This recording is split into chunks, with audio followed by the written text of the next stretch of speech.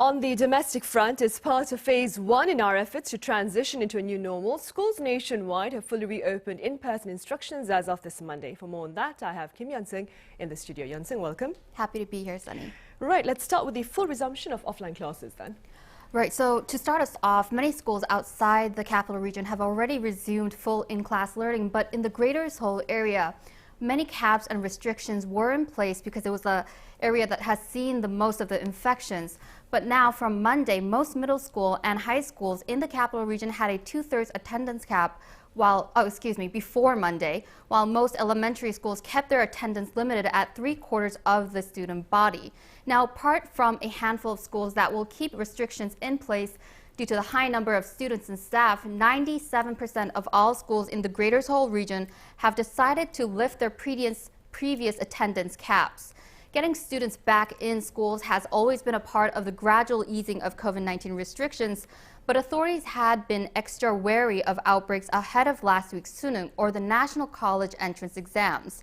To minimize the number of students infected, a lot of high schools went completely online for the few weeks leading up to the Sunung, but now that the exam is over, authorities have finally been able to allow this transition to happen. Right. Yeon-seung, I understand students who've been fully vaccinated will likely face less disruptions in their school attendance. Could you tell us a bit more about that? Right, you're absolutely right.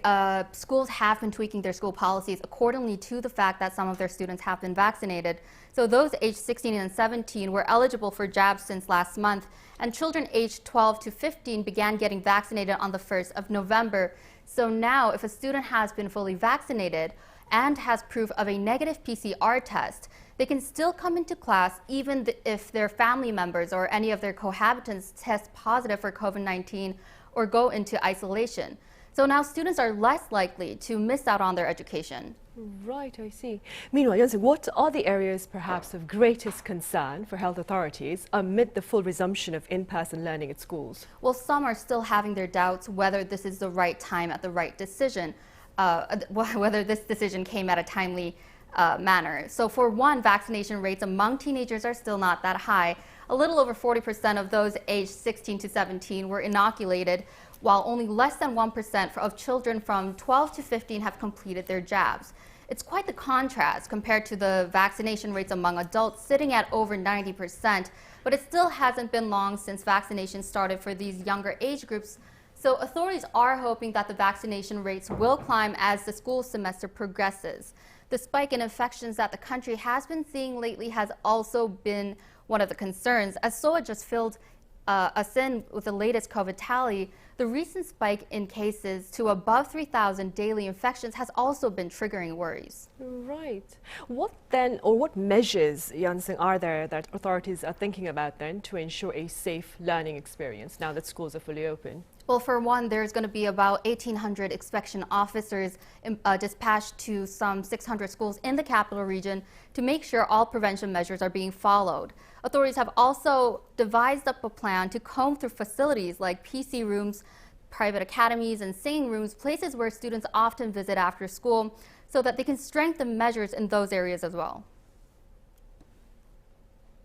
For out-of-school facilities, we'll operate a school life prevention and inspection team until the end of the year that involves about 1,300 staff from local governments, education offices, and parents to make sure students safely partake in after-school activities. Right, I see. One final question. Yeon-seung, what's the latest situation regarding our ICU bed capacity, especially here in the metropolitan region? Well, I'm sure you remember in last week's report that I kept on saying that it was a very serious problem at the time. Well, the beds are filling up rather quickly, even more so than last week. Over the weekend, ICU beds in the greater Seoul region filled up to more than 80% capacity, breaking above that 80% mark for the first time ever. This figure has been jumping close to 2 percentage points each day, and on Monday, more than 83% of beds have filled up in the capital area. More than 900 people had to wait for their beds on Monday, and for each day during this past weekend, more than 100 people have been added to that waiting list. I see.